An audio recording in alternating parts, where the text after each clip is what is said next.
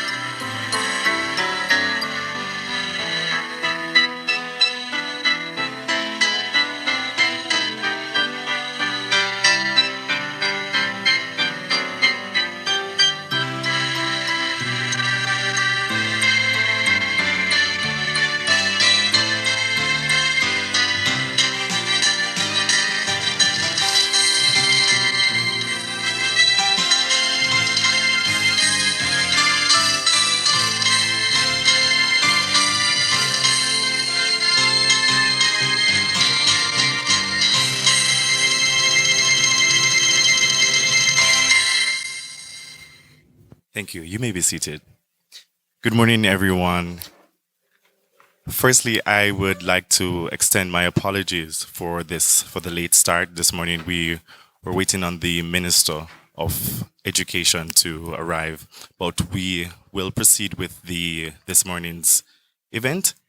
I before This morning, I would like to acknowledge the presence of Ms. Noriko Oshima, Secretary and Director of Economic Cooperation, Japan Embassy of Japan. Also, Mr. Mitsuyoshi Kawasaki, Resident Rep JICA, Jamaica. Dr. Ricardo Perez Cuevas, Senior Health Specialist at the Inter-American Development Bank in the country office. Dr. Joan Reed, President of JADE and Directors and Staff of JADE. The team of consultants, intervention consultants, headed by Dr. Ken Oit, and project consultants, special guests, members of staff, parents, and friends, welcome this morning. The hosting of this event is significant for two main reasons.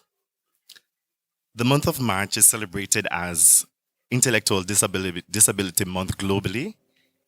JADE implements a number of activities aimed at increasing the awareness of persons with intellectual disabilities, the barriers they face, as well as promoting their inclusion in all facets of community living. We normally do this in awareness of Intellectual Disability Month. Finally, we are at the point of the actual implementation of this intervention, which is why we're here today, of persons with intellectual disability, of the innovative approaches to children with intellectual disability project. One of the unique features of this project is that parents themselves will be actively engaged in supporting their children through the intervention, the life of the intervention. JADE was established by a parent, and so capacity building of parents is our priority. It's paramount to what we do here at JADE. I would like to remove myself, I contain my excitement, and invite Dr. Joan Reed to bring official welcome to all guests. Thank you.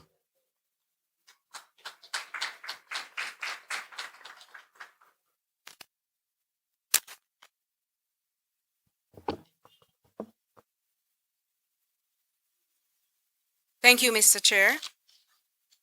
Mr. Ferguson. Miss Noriko Oshima, First Secretary, Embassy of Japan. Mr. Mitsuyoshi Kawasika, Japan International Corporation. Dr. Ricardo Cuevas, Office of IDB Jamaica. Professor Hoyt, Medgar Evers College. Dr. Michelle Meredith, Head of the Special Education Department, Michael Teachers College. Other team members, specially invited guests, colleague, staff members. Good morning. It is really my pleasure to welcome you to JADE and this partnership endeavor this morning. Today marks the beginning of the start of phase 2 of the intervention with children and their parents in the innovative approaches to the development of children with intellectual disabilities. We welcome you today and appreciate this partnership. It is especially heartening that parents are working alongside and somebody saw the need to include the parents. I am heartened by that. And so I want to thank you on behalf of the Board of Management of the Jamaica Association of Intellectual Disabilities, staff members, teachers, parents, and friends. Thank you and welcome.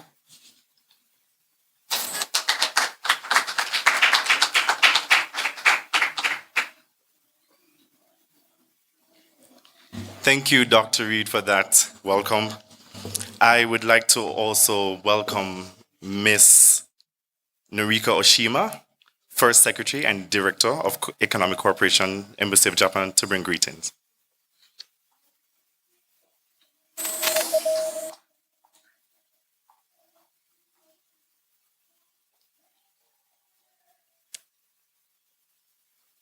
The Honorable Fairbairn Williams, MP, Minister of Education and Youth, Ministry of Education, Youth, but I'm not sure she's not present yet, but I hope she will come soon.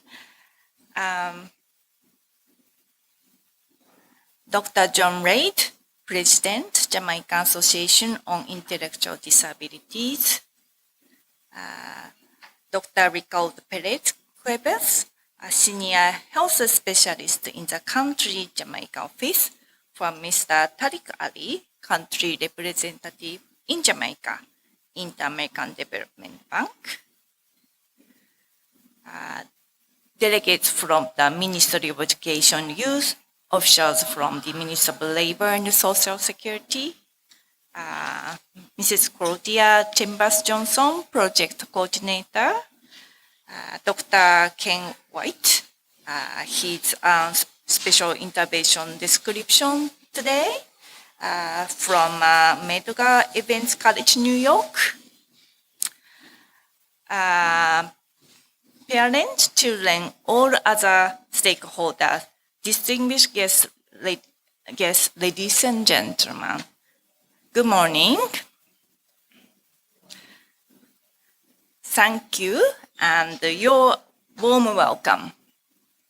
Today, Friday, March 3rd, 2023, it's my great pleasure to attend and bring greetings at this Neuroplasticity Project implementation event to mark the beginning of intervention with children under the Japan-funded IDB initiative known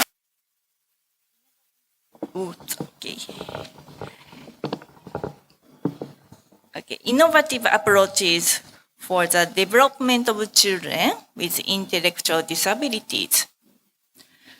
through the Japan Special Fund Poverty Reduction Program, we call JPO, a grant was provided in the amount of 600,000 United States dollars, or approximately 87 million Jamaican dollars, following the project agreement between JADE and IDB in February 2020.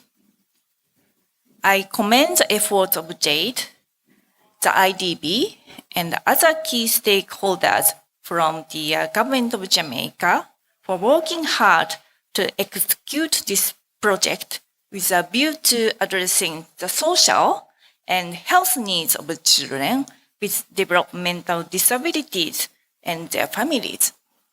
Furthermore, children with intellectual disabilities and their parents will benefit from innovative brain-based intervention approaches to support their well-being. The cooperation between Japan and JADE is long-term. I would like to commend Mrs. Marilyn McCoy, Executive Director JADE, in this occasion, because she visited Japan under JICA's program and studied the policy framework for dealing with disability in Japan. Based on her experience, I believe that this project also will have an impact on Jamaican society. On a continuous basis, JICA has assigned volunteers to JADE. In fact, the synergy between the JICA and JADE through volunteer placements have enabled children at JADE to create their own brand of jewelry made from coffee beans called tubes. I think my pronunciation is right. On top of this, the Inter-American Development Bank, IDB, is a valuable international development partner to Jamaica and the Caribbean.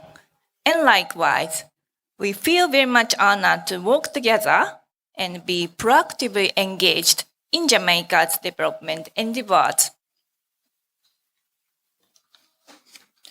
Ladies and gentlemen, it is my hope that this Japan IDB intervention will yield fruitful and innovative approaches. It will ultimately pave the way for to achieve incremental growth and sustained development of children with intellectual disabilities in Jamaica. Let me wrap up by expressing hope that the new synergies will be created based on current and future collaboration going forward. Thank you all for your kind attention and the opportunity to address all of you today. Best wishes. Thank you.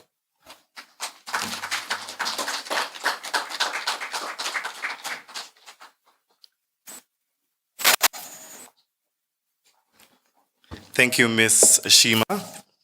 I would like to now welcome Mr. Ricardo Perez Cuevas from the IDB Bank to bring remarks.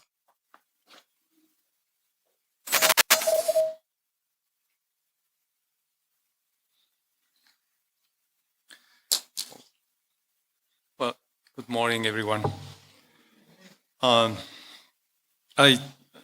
really happy to be here. Ms. Noriko Oshima,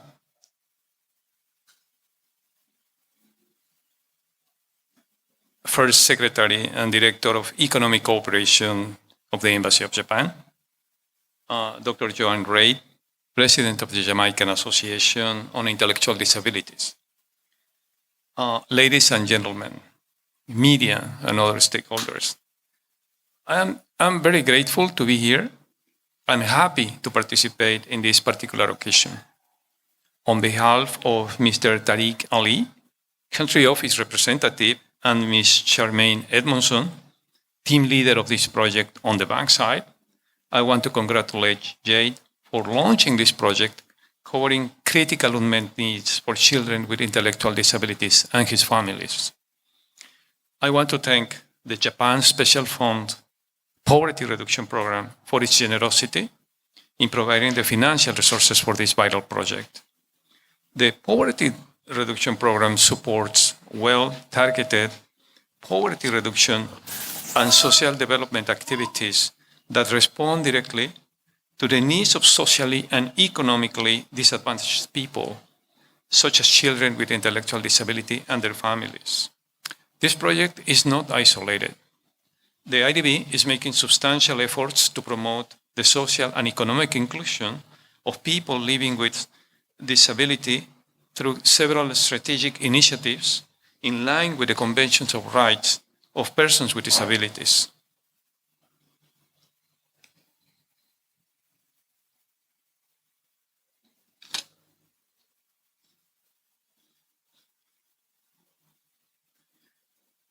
Yes, let me give you one figure that is quite important. 12% of the people live with some sort of disability.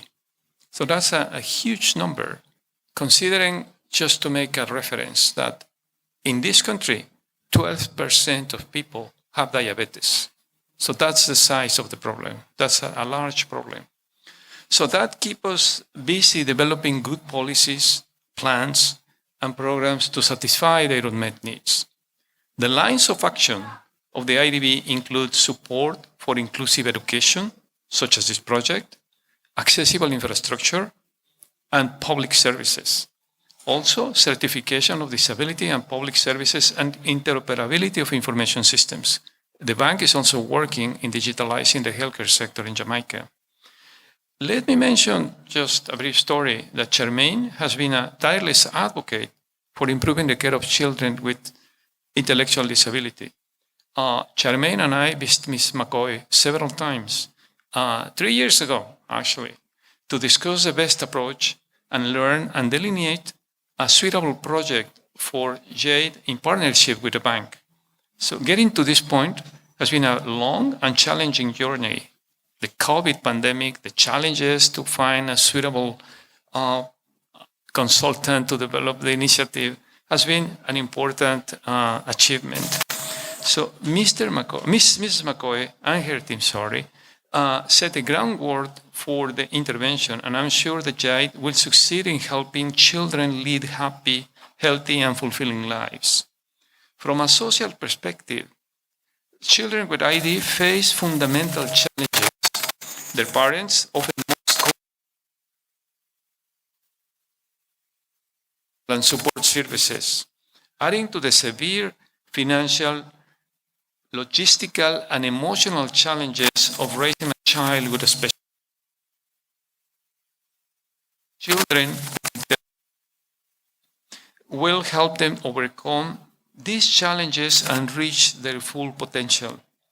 This technical cooperation has three core components. First was the design of the intervention. The second is the implementation of the intervention. We are in this point. So we are in a breaking point. This is the kickoff of the intervention. So this intervention comprised children and their families. We were insisting, and Ms. McCoy agreed, and the team agreed, that families are quite an important part of the treatment of these children. Next is to evaluate the intervention and analyze its potential to scale up the intervention to a national program and be part of the national policies. Finally, I want to mention that we are not alone in this initiative. Jamaica is joining a group of countries that are implementing neuroplasticity interventions for this type of children. These initiatives are taking place in Brazil, Colombia, and Mexico, among other countries. So we will contribute to the evidence of the interventions. And the lessons learned from this project will also be relevant contribution to other Latin American and Caribbean countries. We are convinced that this project will succeed in providing direct support to children with intellectual disabilities and their families through testing and effective neuroplasticity intervention. And we hope that the project will be expanded and become an essential contribution to the national policies and programs for children with special needs. Congratulations again, and please count on IDB support for this project. Thank you very much.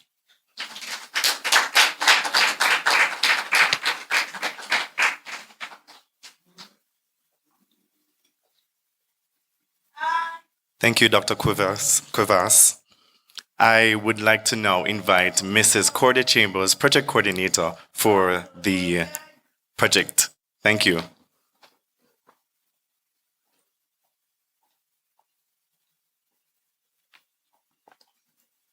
Good morning. Thank you.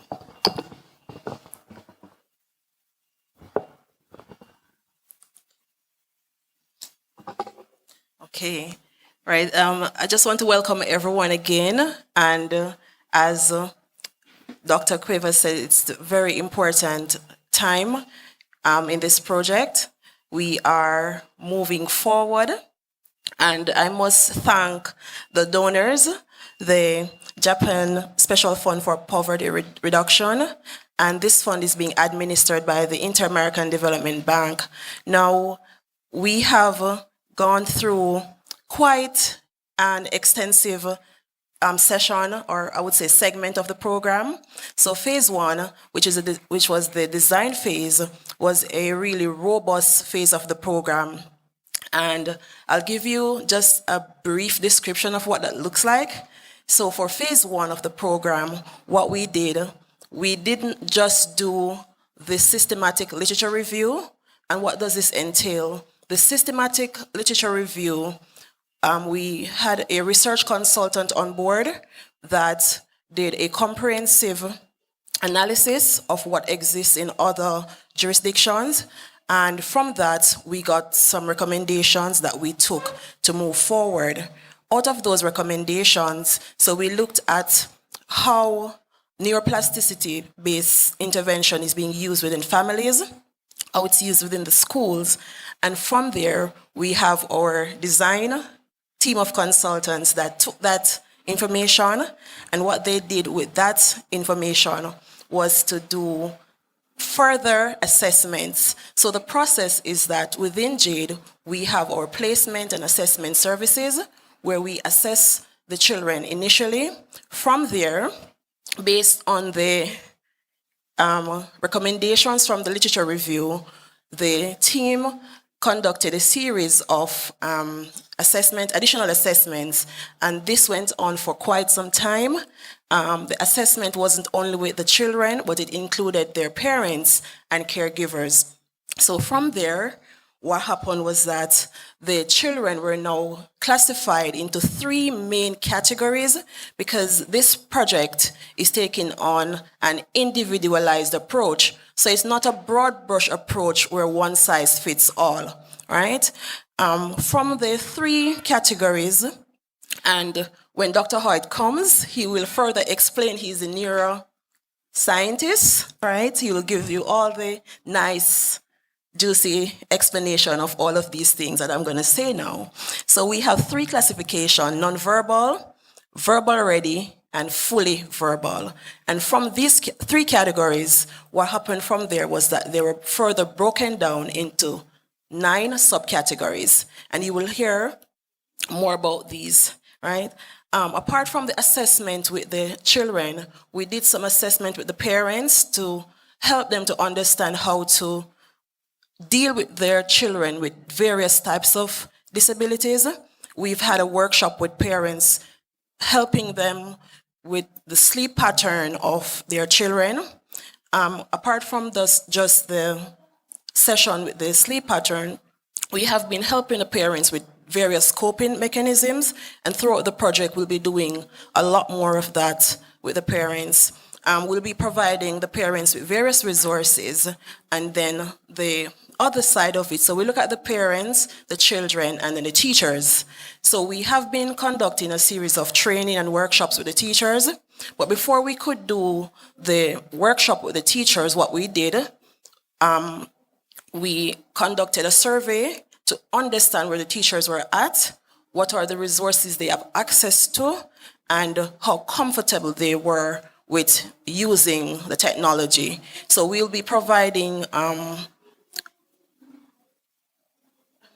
the physical resources, the play therapy, we'll be providing the educational side of it, and then they'll also be getting the technological side of it. So with all of that, we have onboarded an IT consultant who has gone through the process of gathering the requirements, and then from there, will be doing the relevant analyses and building out or adopting a system where the parents, teachers, and children will be accessing and integrating the program. So the program is a holistic neuroplasticity-based program that includes the teachers, the parents, and the children.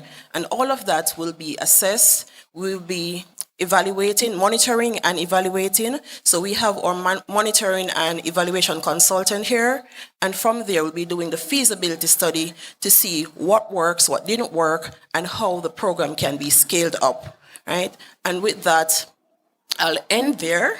So before I end, I just want to say that we have over 70 children in the pilot. We started off with 60, but then we did some assessment and realized that we could expand it to a little over the 60.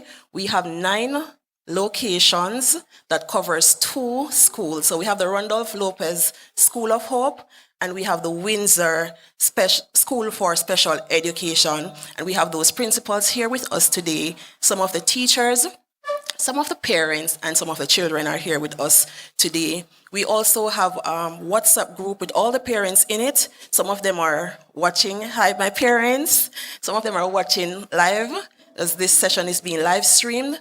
And we look forward to going into the schools, into the homes.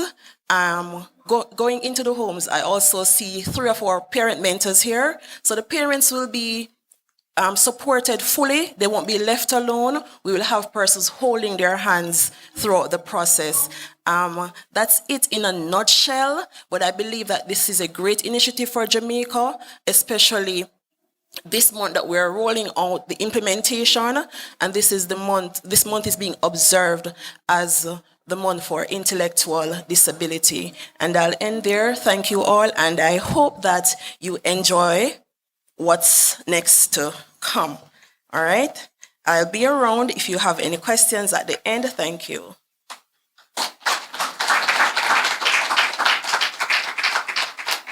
Thank you for that overview, Mrs. Chambers.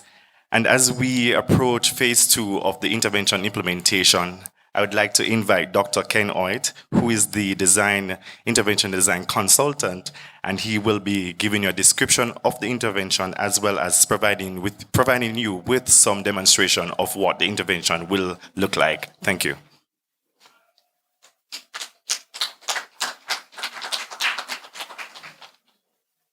Good morning, everyone.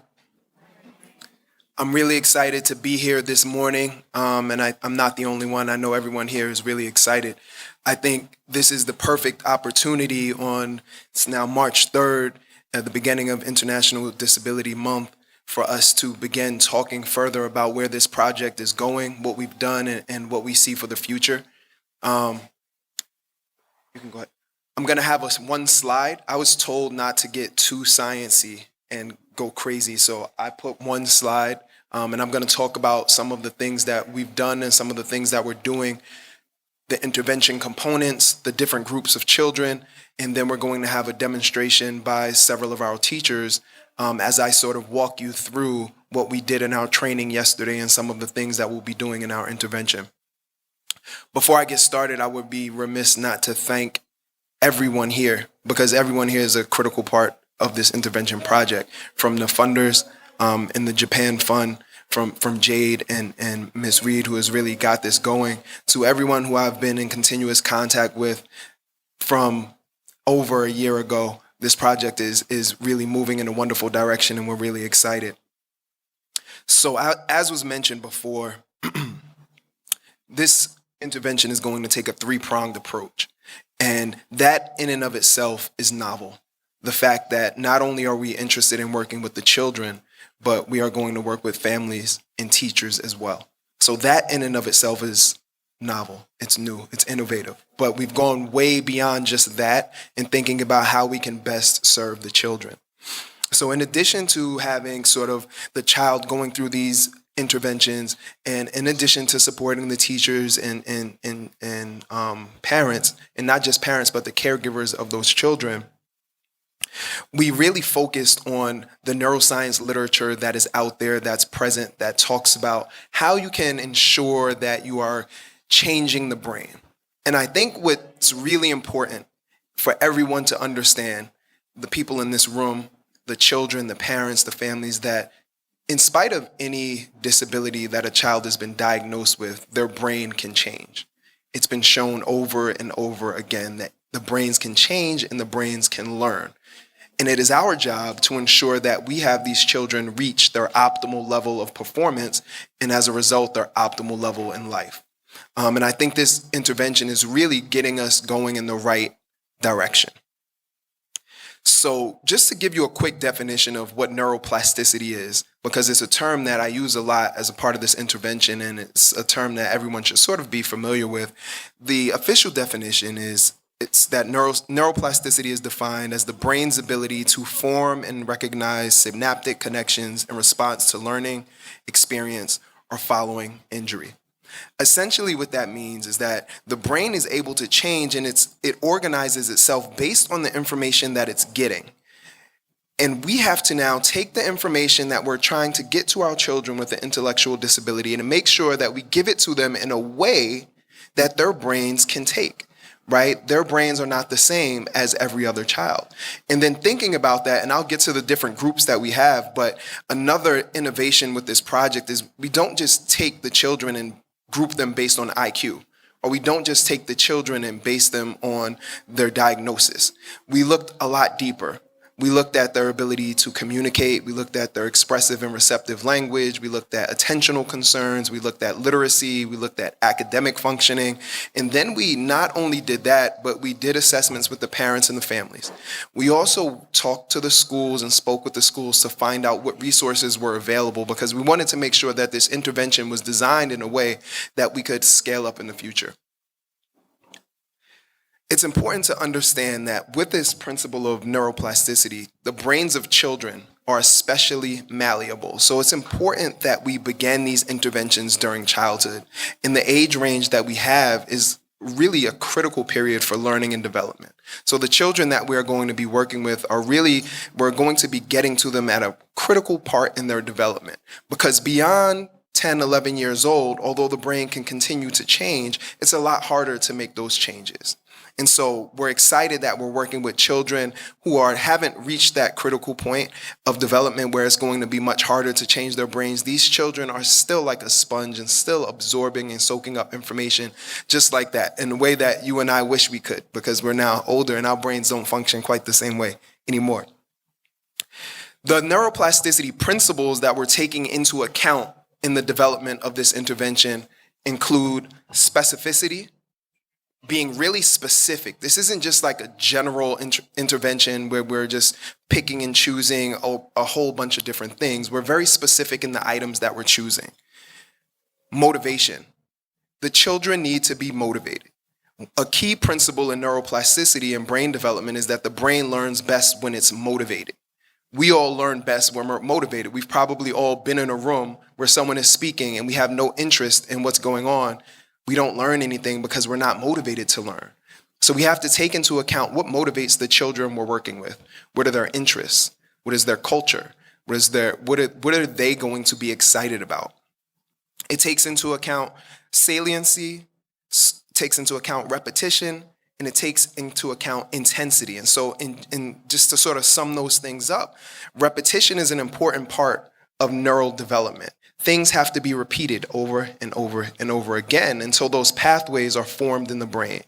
And as things are repeated over and over again, it's important to see what progress has been made and then slowly move forward so that we can add just one more layer on top of what's already been learned. But repetition is key. So we'll be using repetition. Intensity. How long these sessions go. Will it be 2 minutes? Will it be 5 minutes? Will it be 10 minutes? A lot of that is dependent on the functioning level of the child. Again, yet another innovation to this intervention. The idea that we're looking at where these children are and bringing the intervention to them, as opposed to just taking a cookie cutter intervention and saying, here, everyone in this group is going to do the same thing. And so the components of the intervention, which are varied, and some of the products are displayed over on this table here that are more manipulative and interactive. There's a big technology component that will be administered on a tablet device that's going to be given to every child that's part of this project. It's a tablet that will be used in school and at home, not only with the teachers, but also with the families at home, because as was mentioned a few times up here, the parents are a really important piece to development. And we really feel that in order for the children to flourish to their maximum ability is to have the parents heavily involved and have them being able to administer components of this intervention at home. So we have the children at school, we have the children at home, and we have the teachers and parents working in a symbiotic relationship where they're sort of doing the same sorts of things.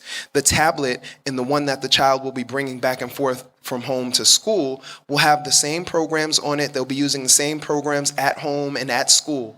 The children, the parents, and the teachers will have access to the performance. They'll have access to the progress. They'll have access to what's going on so that they can all see. In addition to that, we'll be giving workshops to the teachers and the parents to make sure that everyone's on the same page as far as what do you do when a child has a meltdown? Or what do you do when it's not going the way that it's supposed to go? Or how do you prompt and scaffold and support children as they progress through the levels of this intervention? So I say all of that to say this intervention was really well thought out. I'm grateful to my team, Dr. Wright and Dr. Meredith, who are seated to my right, because they are not only an integral part of this project, but they're also my mentors.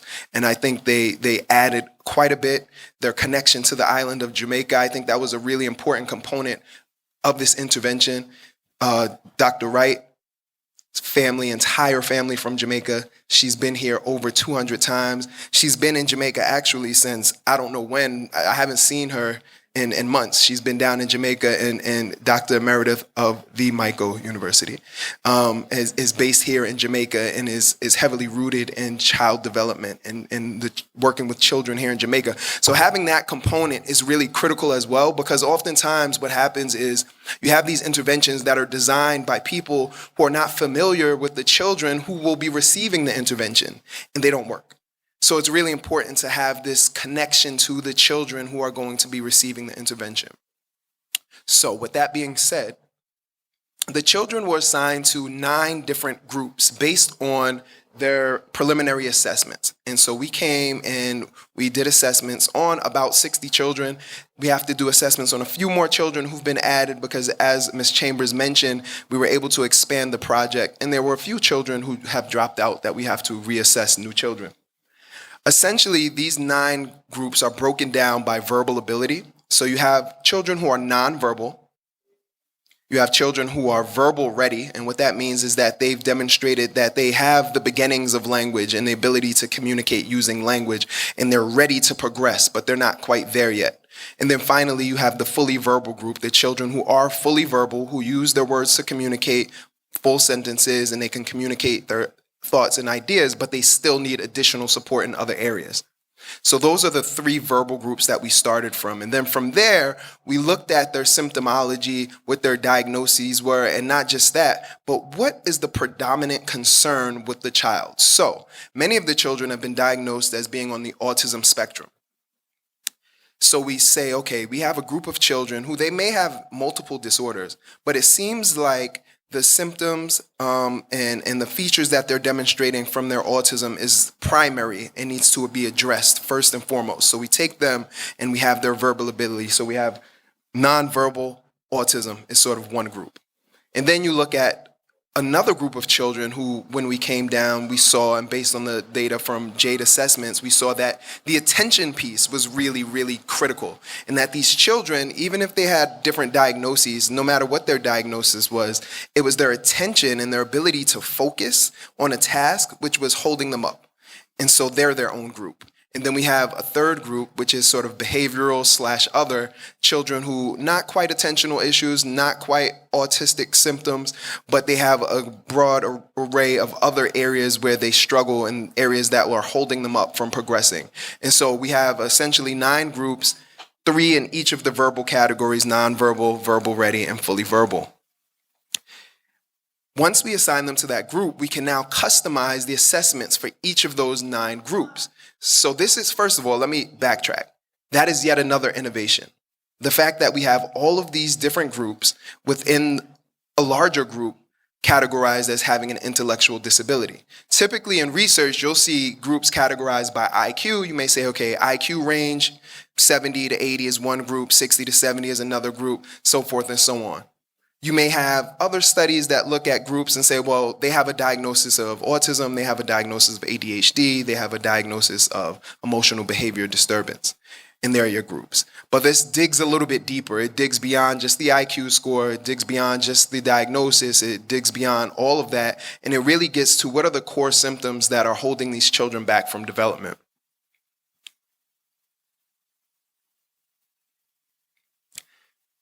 So an important component, before I talk about the intervention and then have our teachers come up here and demonstrate, an important part of this intervention is what we're doing with the parents. So I just want to briefly discuss what we're doing with the parents, we'll be doing with the parents and the teachers as well.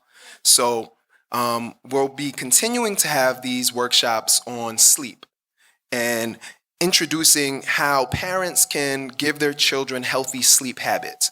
One of the major issues with intellectual disability and developmental disabilities in general are the children's sleep patterns and children not getting enough sleep. And when you control for the amount of sleep and ensure that children are getting the correct amount of sleep, you see oftentimes that the symptoms of whatever developmental disability they've been diagnosed with lessen. And you see a little bit less of that. So we want to make sure that children are getting enough sleep. And one of the main features of our parent workshops are dealing with that sleep component, because parents self-reported when we work with them that they had trouble with the sleep schedules, and it's very inconsistent from household to household getting their children to sleep. And so that's an important component. Another important component to these parent workshops and teacher workshops, and to make sure is everyone is on the same page as far as how you're prompting and supporting a child when they don't know how to do something or when they don't have the answer for something, and making sure that everyone is sort of on the same page using similar strategies at home and at school so that they begin to reinforce one another, that what's being done in school in the classroom as far as support is also being done at home.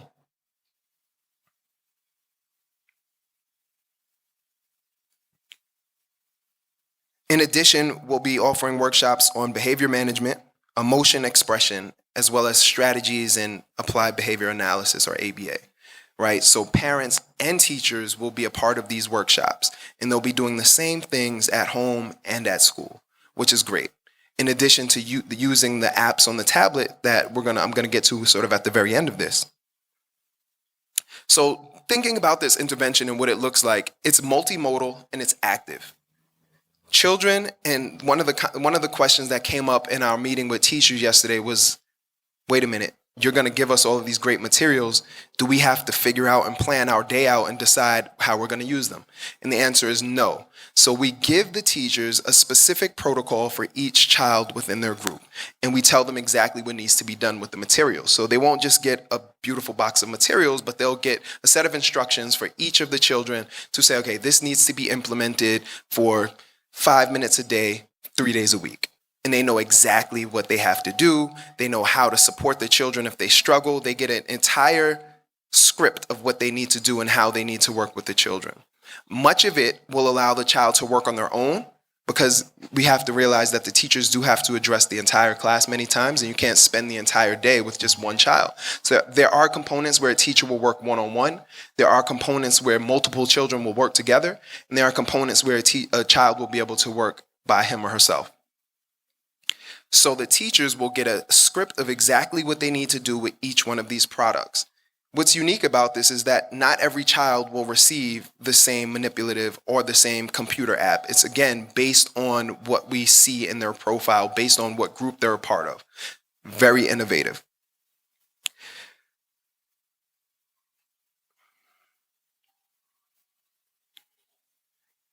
In addition, we'll be using other strategies on the computer apps. So the computer apps that unfortunately we were not able to connect the tablet to the screen so that I could demonstrate exactly what some of those things look like. I do have a video that I'll show at the end of what this kind of looks like. But the apps are great because they're able to collect all of the data on what the child is doing.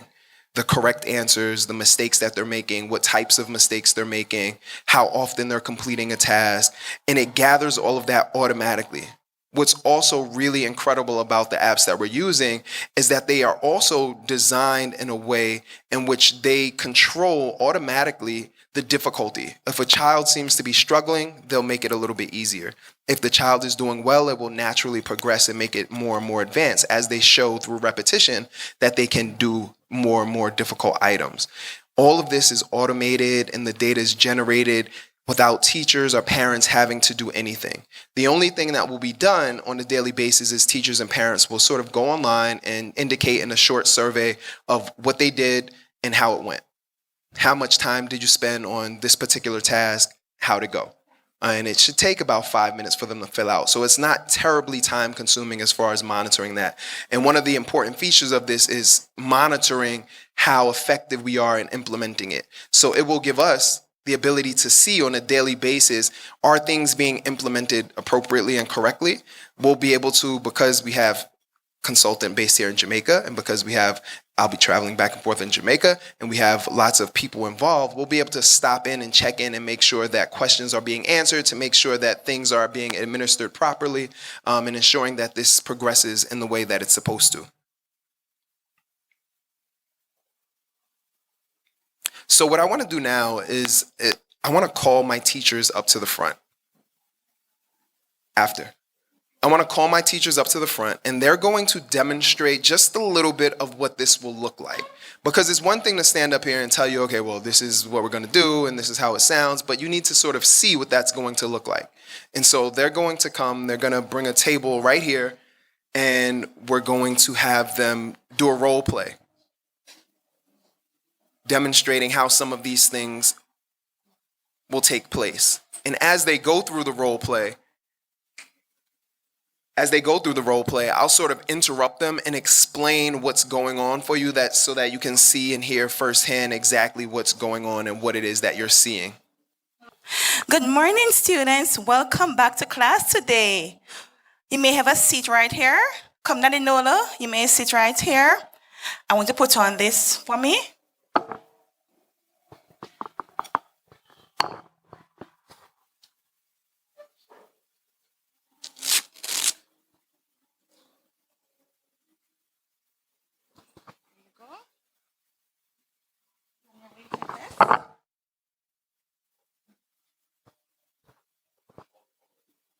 Okay, Nadinola, you may sit right here, please. Right here, right here. Thank you. And come, Sharika, you may sit right here. Oh no, Nadinola. Oh my, all right, I'm gonna make you have this wiggle feet here. Calm down, Nadinola, here you go. You put your feet right here. Here you go, lovely, wonderful. All right.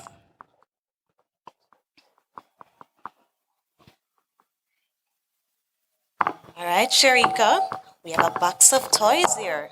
You're going to choose which one you want to play with today and which one you're going to have in your hand today. So you choose a little ball today. All right, so that's yours. So when we're ready, you're going to put it back in the box. All right?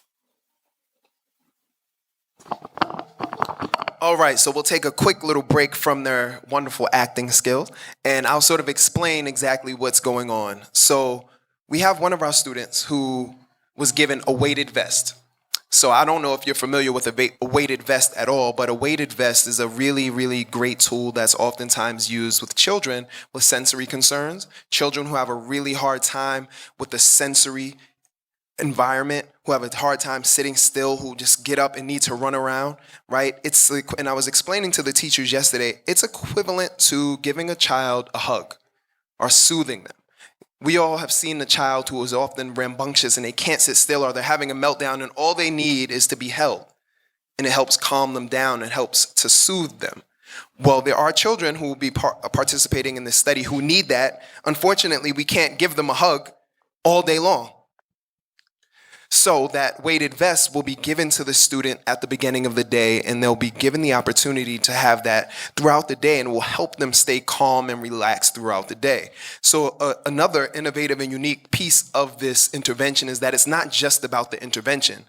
It's ensuring that the children are in the best position to show that the intervention actually works. So if this child is able to have this weighted vest and is able to soothe them throughout the day and help them feel a little bit better, they'll be able to focus, right? And this is research-based. It's proven to increase focus, increase attention, increase time on task, increase time in seat.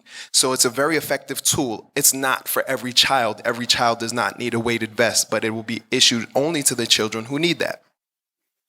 This same child, as she sat down, you may have noticed that she began to kick her feet and kick the table, and she was getting really antsy. So she was given what's called the wiggle feet. And the wiggle feet is a silent, bouncy, cushiony device that goes on the floor. And you can bounce your feet and wiggle your feet and move your feet all around silently without disrupting the class, without getting in trouble. Because of the teachers in here, some of you have been around children, you know that children, if they are feeling anxious or if they're feeling like they need to expend some energy, those feet begin to move. They begin to kick things and move the table, and then they're getting in trouble. Then the teacher's telling them to stop. And then you're taking time away from teaching. They're taking time away from the academic piece. They're taking time away from everything. So by having a way for them to feel that hug, to have their feet move and be able to get out some of that extra energy is a really great way to make sure that we set the stage for the intervention. The other student, if you want to just show them what you have there, has what's called the fidget toy. So we have all of these boxes of fidget toys, and there's probably 50 or some odd different items inside the box. And again, those are things that are silent, that keep the hands busy. Again, oftentimes children get in trouble or can't focus because they have a lot of extra energy. They're not paying attention. They want to move their hands. They want to touch things. They want to pick up things and look at things. This is an opportunity to give them something small that they choose on their own, and they're able to, and if you want to just show a few more items that are in the box, you want to put them on display, there's a great variety. So she chose the soccer ball, but there are all sorts of things, all sorts of colors that will be attractive to children in a different way. And it's a way for them to, as they sit at their desk throughout the day, they can fidget and get rid of some of that energy without doing things that gets them in trouble, without getting up and grabbing papers that they're not supposed to grab, without getting up and grabbing pencils that they're not supposed to touch. They're able to fidget in a way that is going to allow them to increase attention, increase focus, increase time in seat. So this is just setting the stage. It's preparing them to have an effective intervention. And so we're going to now, oh, you wanted to keep showing things. It's a great box. Afterwards, you can definitely come look at some of these items. They're really great. What we're going to do now is we're going to have, so these are our two students for the day, actresses, and then these are our two teachers, and they are going to demonstrate sort of what two elements of the intervention would look like. So I'm going to ask the group with the dry erase board to go first. And if the other child can just come out the scene, you can come out the way.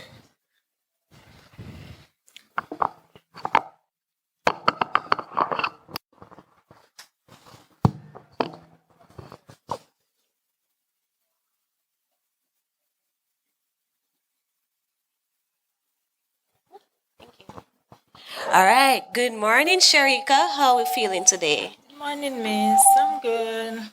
All right, Sharika, we're going to work on some writing today. We're going to work on our letter A. What letter we're going to work on today? Letter A. All right. So we're going to write the uppercase A and the lowercase a. Can you find the uppercase A for me, please? Touch it.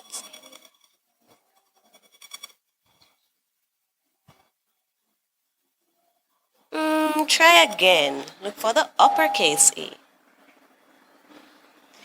Nice. That is the uppercase A. So you're going to try and write it today. So take up the marker. Now you're going to start from the red line. And you're going to draw a little slant.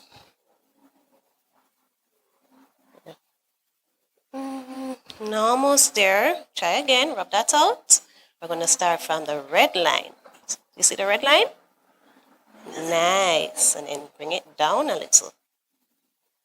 Good girl. All right. Can you repeat this on the other side for me? Wow. Yay. All right. One more step left now. Go across. Just go right across. Yay. Go, Sharika. That is what again? Uppercase A. Nice. So now we're going to do the lowercase. Now we're going to do the lowercase a. Can you show me the lowercase a? Very good. So now for the lowercase a, look at me. We're going to do circle and a small stick. Very good. Come again. Circle and a small stick. All right, so let's see you try it.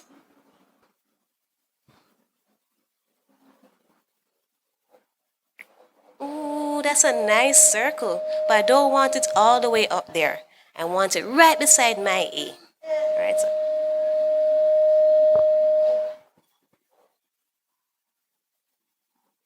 Wow, nice. Now you're going to put on the small stick. Nice. That's a very good stick, but I want it on the other side. Can you do it on the other side for me? Let's start over. So go again, circle and a small stick. Over and nice. Yay. Very good, Sharika. High five. All right, a round of applause for our actresses, right? So now I just want to take a quick step back and explain what was happening and what was going on. So of course there was a lot of positive reinforcement, but one of the things that we want to make sure, and this is sort of taking from best practices in ABA, is that children don't fail. They get the support that they need to get to a correct answer. And what that support looks like may vary depending on the task. So in the first task, the student was attempting to draw the uppercase A, and she was having a little bit of trouble. And the teacher used a prompting strategy. Prompting strategy is the idea that you're giving some support, and she used what's called a verbal prompt. A verbal prompt. She gave her verbal instructions on what she needed to do to help her complete the task. That's a low-level prompt. It's not a really high-level prompt. It's very basic, a verbal prompt. She was able to get success. She got positive reinforcement. On the second task, she was having a little bit more trouble. So she gave her the verbal prompt, and it didn't work. So she then had to give her a gestural prompt, where she was sort of gesturing what she needed to do. The gestural prompt was able to work. If that didn't work, she would have then moved to the next level of prompt, which is the physical prompt, where she actually took her hand and helped her get to the correct answer. And then she would get positive reinforcement. So the idea is that we want to make sure that we're using prompting strategies and the same strategies with all of the children, ensuring that they get success, that they get to correct answers, and that they're getting the support that they need to get there. And so this is something that will occur as they're working on various components of the intervention, this idea of prompting and ensuring that we're following this strict prompting structure, going from least to most prompting, from a verbal prompt to a gestural prompt to a physical prompt. One small component of this thing. And so that was just demonstrated there. So I'll have the other group come out and they'll demonstrate something a little bit different.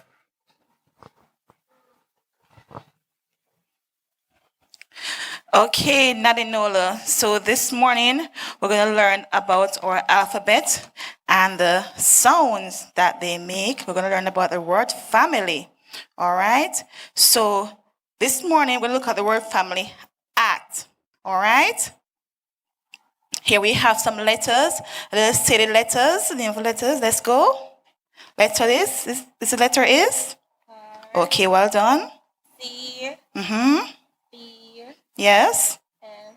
Yes. F. Very good. Well done. Very good. Well done. All right. Then now these letters have some sounds, right? So you're going to tell me the letter sound based on previous lesson. Tell me what sound the letters make.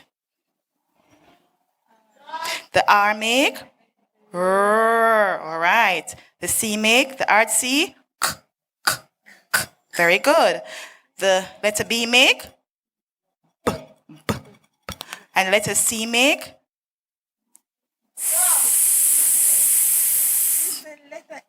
Letter C make. Letter S make.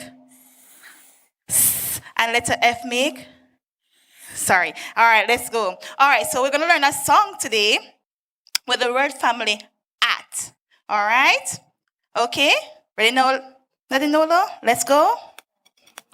All right. So,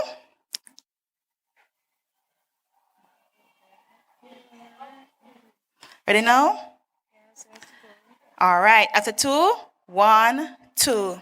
The letter R says, and what we have? Rat. All right, let's go again. Let's start over, Nadinola. All right. All right. The letter R says R, and what we have? Rat. The letter C says K, and what we have? Cat. The letter B says B, and what we have? Bat. The letter S says, and what we have? Sat. The letter F says F, and what we have? Fat. Well done, Nadinola. So there we have learned our word family at. Very good. Give me an high five. Great. Thank you so much. And so just to give you a brief explanation about what was happening there, every child will be at a different starting point. So we have this sample here where that particular child would have been at that point to do that task. There are children who would not be there, who are still learning to identify letters. And so we would use similar strategies, just working on learning what the letters are. But there are several key components that are built into what you saw there that are going to be a major part of the intervention. One of them is the music component and the singing. What research has shown is that oftentimes children with intellectual disabilities have trouble learning in a traditional way. But when you add song or when you add dance, it gives them a different pathway to get the same information into their brain. The idea that we're using a different pathway, we're using song and dance. Children with intellectual disabilities, for the most part, really love to engage in singing and dancing. And that's often a pathway that's not used enough in supporting them in learning. We say, okay, they like to sing, so we'll give them a break and let them sing. Or we'll teach them this song and let them sing. But it's not weaved into instruction. It's not weaved into teaching critical components of what's necessary in the curriculum, in this case, literacy. And so we'll be using that pathway of song and dance to help build on their pathways and use different ways to get into their brain that are not the traditional way. So the singing and the dance, very important components. Again, children are not failing, right? Children are successful in getting that positive feedback, because oftentimes what happens when a task is hard or if a child is unable to complete a task, they don't get any positive feedback. And it then becomes frustrating. And like you and me, of course, if I'm not getting positive feedback about something, I get discouraged. I may try something. My wife wanted me to build something. I was not having great success. She was not giving me positive reinforcement. And eventually I said, you know what? We're going to call somebody to build this, right? But the positive reinforcement keeps you going. So even though they may struggle, being able to get to the end using positive reinforcement and using prompting will really help drive them to want to keep engaging no matter how hard the task is. And then given the additional supports, the fidget toys, the wiggly feet, the weighted vest, and additional items that we have that are on display over there, they really have the space and the place to function at a level that's going to get them to progress at what we believe is going to be a much faster pace. And that's a very small snippet of what this whole thing looks like. But we wanted to give you some sort of visual, tangible piece. And so you ladies can have a seat. Give them a round of applause. The last thing that I want to do before I leave is just show a short video. And I'm not going to show too much of the video, but I did want to give you a sense of what the technology piece looks like and speak to what that will look like, how that will work, and how it's connected to the children, not only just at school, but also when they return home.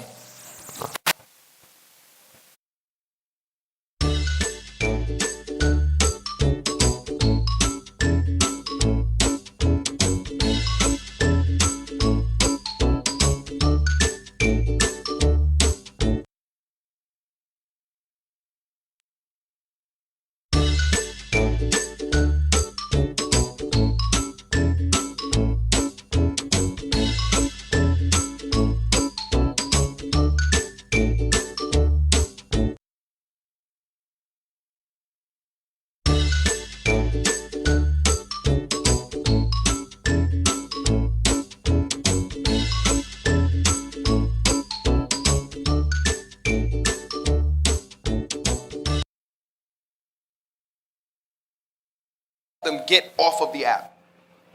We're in the parents' corner right now, which is also the parent-teachers' corner. The parents and teachers have access to all of this stuff. They have access to what their achievement score is, what their success rate is, how many games they've completed, and it shows you all of the different games that are available on the app. And so we have assigned a certain set of games for each group. Each group will be participating in different games. So you can sort of see here in this mock-up that we did that there were 5 puzzle solves for a particular child, 100%, and this is the levels that they did. They're up to 50 levels. All of these different games have multiple levels that get harder and harder as you progress. Parents and teachers have the ability to change the level. We're able to get feedback. So we assign the beginning level. But if the level is too hard and we get the feedback from the teacher or parent that it's too hard, we can then instruct them on what to put the level at to change the level. Now, a wide array of games, including language games, outline games, patches, math games, all sorts of games.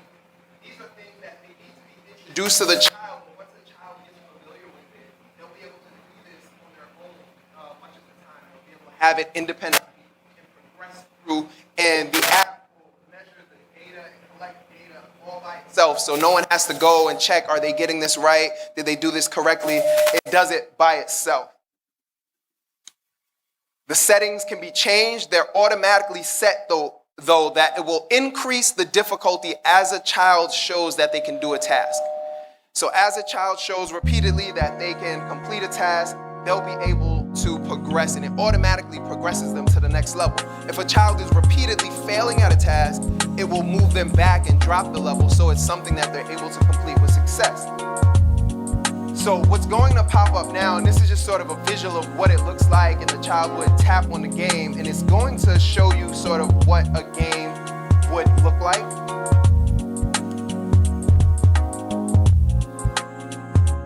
And again, if you once they start the game, the parent has to be there to solve 4 times 4, whatever the multiplication item is there for. This is a tour for parents. So parents and teachers have the ability to tour the app on their own. They can go into the settings and see exactly what's being done. So for example, this tour, if a parent or teacher were to click the tour for matching or identifying animals, they would go to this screen and it would give them a sample of what an easy task looks like, what some of the moderate level tasks look like, and then level 136 out of 140 means that the child has progressed through 135 levels and they're becoming really advanced. They would start off at level 1, right? Cat. So for example, they would be told to identify the cat and drag the cat to the hand. And so they would go Take the through elephant repeatedly to and do that. the monkey. As they progress, this is Take now level the 72. elephant to It's the saying monkey. take the elephant to the monkey. Take the so they're now elephant not to only the identifying monkey. the animal, they now have to take the elephant to the monkey, demonstrating Take that they have the even car more language to the development. giraffe. Same thing, this is level 80. Again, we started on level 1 with simply identifying the animal, dragging it over. They have to show that they are able to identify different animals and complete the task. It gets more and more difficult. There are some children that their baseline is going to allow them to start in the middle. They may start at level 72 Take and the progress book to to the crocodile. this, where they're getting more options. It's a more complex task because there are multiple options, and they were told to grab the book and take it Take to the leopard alligator. to the crocodile. And this is level 136. And so as you progress, you move forward. If they get to level 140, because there are some children, there are a few students who are in this particular area a little bit more advanced, they would then move on to a higher level activity to sort of keep pushing them forward. And so what we went through is just an example of what the parents can do just so they can familiarize themselves with what it looks Match like the for teachers shapes. as well. This is again just sort of a matching level 1 item where they're just matching the shape. They're dragging the shaped animal over here. The sound isn't too loud on the laptop, but what would happen is they're getting a lot of positive feedback every time they get a correct answer. They're getting bells and whistles and great job, good job, wonderful, all of that great feedback that they need as they progress through this. You can go ahead and stop the video. So in the interest of time, I'm not going to do too much more on the video, but I just wanted to give you a sense of what that will look like. And so just to reiterate, the goal of these apps is the idea that they're able to get the repetition, right? without a teacher or instructor having to sit there and constantly say, do this again, do this again, do this again, they're able to do it on the app on their own. They get lots of positive reinforcement. The app controls the difficulty, and as they show what they can do, they're progressed to higher and higher levels, which is really great. The app captures the data, which is wonderful, and we can look at the data at any time. So in any given day, a teacher or a parent or one of us can access the data because it's also emailed out to the email that's attached to the account for the child. So it's something that we'll be able to see from afar, and we may see something in the data that suggests that we need to make a change, and we can get that into the feedback loop and get the change to take place. And it also allows us to monitor what's going on, making sure the children are progressing in the way that they're supposed to. There are a lot of things going on with this intervention, but it's really rich, and it's addressing things from multiple angles in a way that no other intervention has done. So we're really excited about this, and we're rolling it out. We had our first group of teachers come and get trained, and we're going to continue training, continue supporting teachers, as well as the parents and the families as we progress. And I think this is going to be a phenomenal, phenomenal intervention for the children here in Jamaica and beyond.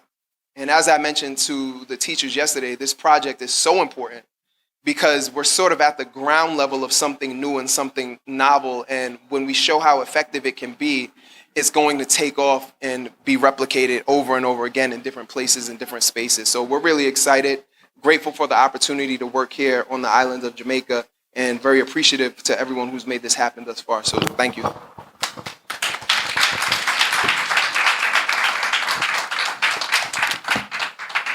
Thank you, Dr. Ken Oit.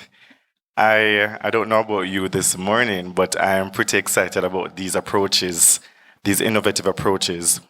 I'm going to take myself out of the way, and we're going to go into another segment where I'd like to specially invite Dr. Ricardo, as well as Miss Oshima. Yes. As we proceed with the handover of resources, we're going to hand over some resources to our principals from the two schools, Randolph Lopez, that will be Mrs. Silvera, as well as Mrs. Johnstone from the Windsor School of Special Education. And I will invite Cordia, who will organize in terms of who gets what, and the rest of the proceedings for the handover of resources. Thank you. Yes, can come.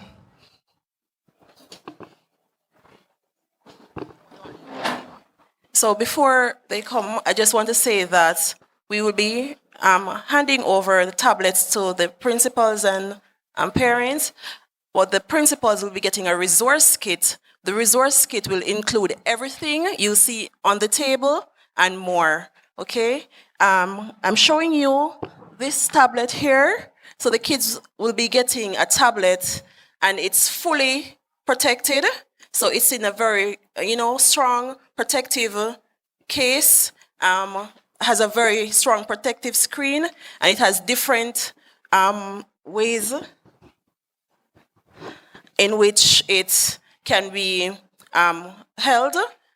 This is a Samsung Galaxy A8, and we've had added additional space to it, and we will ensure that all the schools have connectivity, because we want to ensure that the teachers have all the resources they need to get this project going. So I'll invite Mrs. Silvero and Johnstone.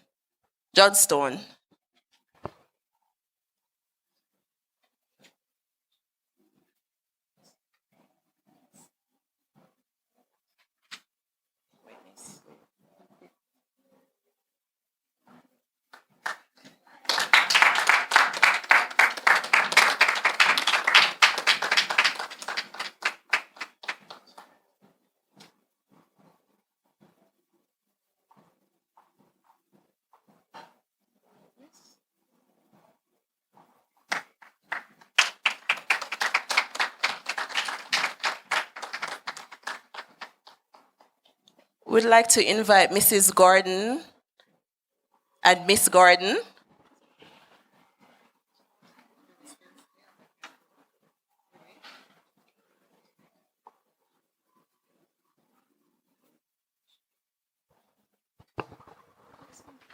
And at this time, I'm going to invite Mr. Kawasaki, I'm so sorry, please forgive me, Kawasaki, who will do the handover for that. Thank you.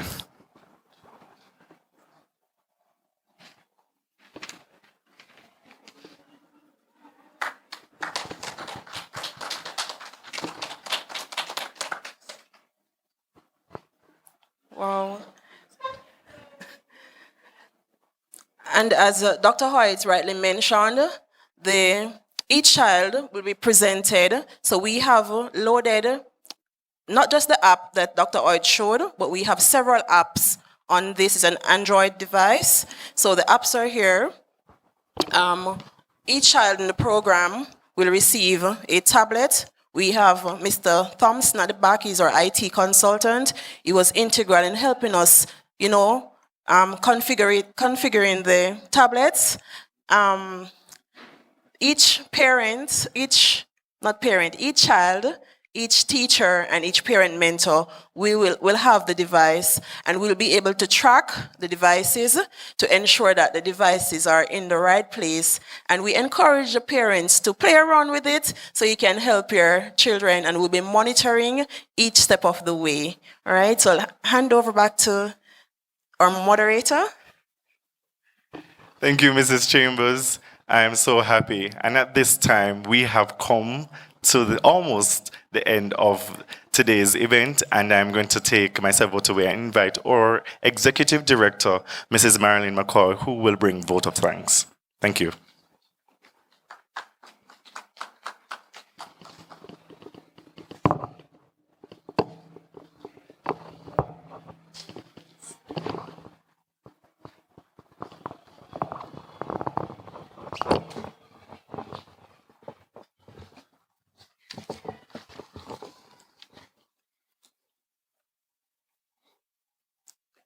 I am excited. Are you excited?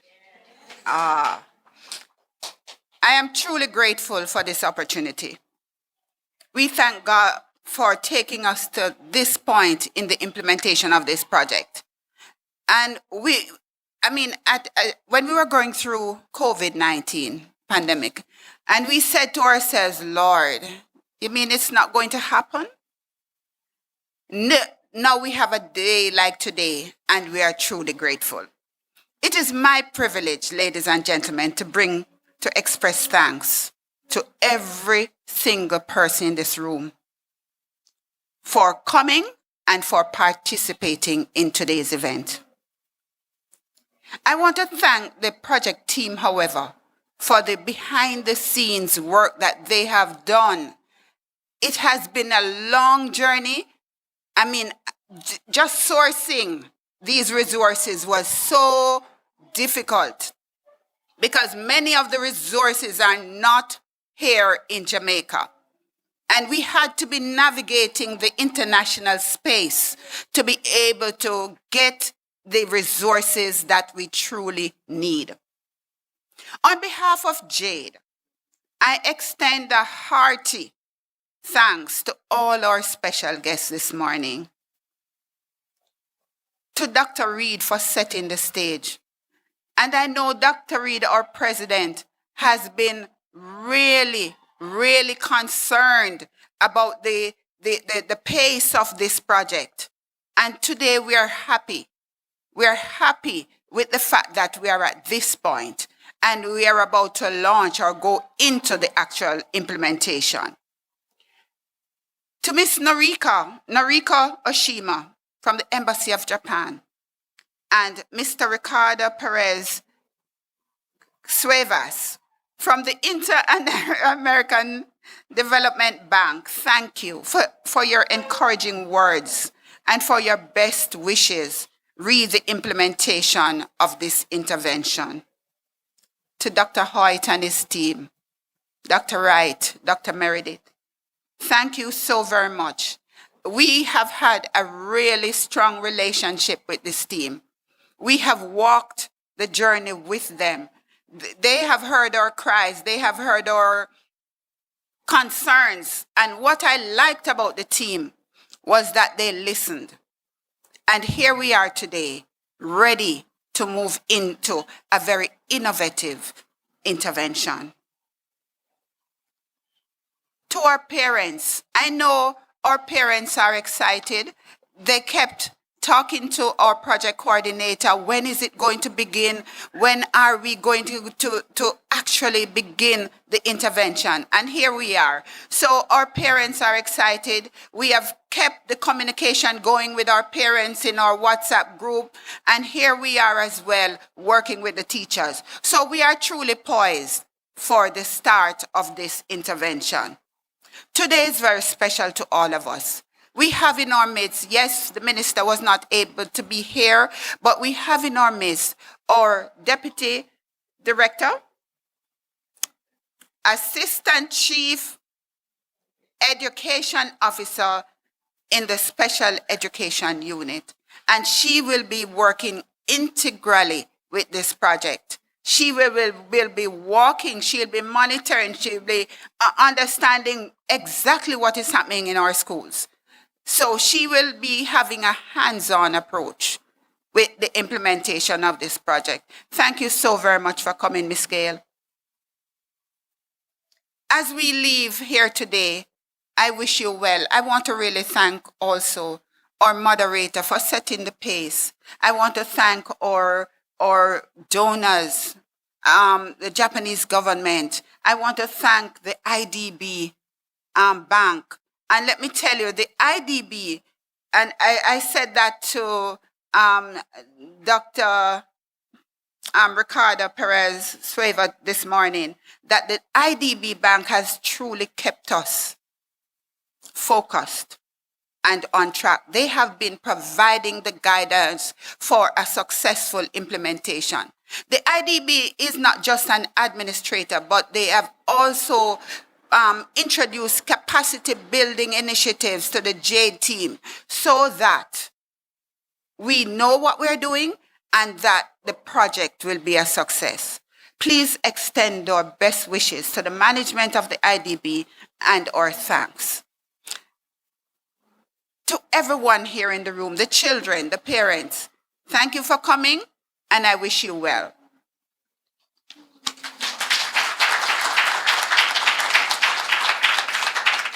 Thank you, Mrs. Marilyn McCoy.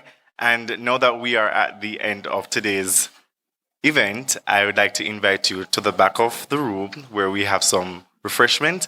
Please help yourself and please do have something. Thank you.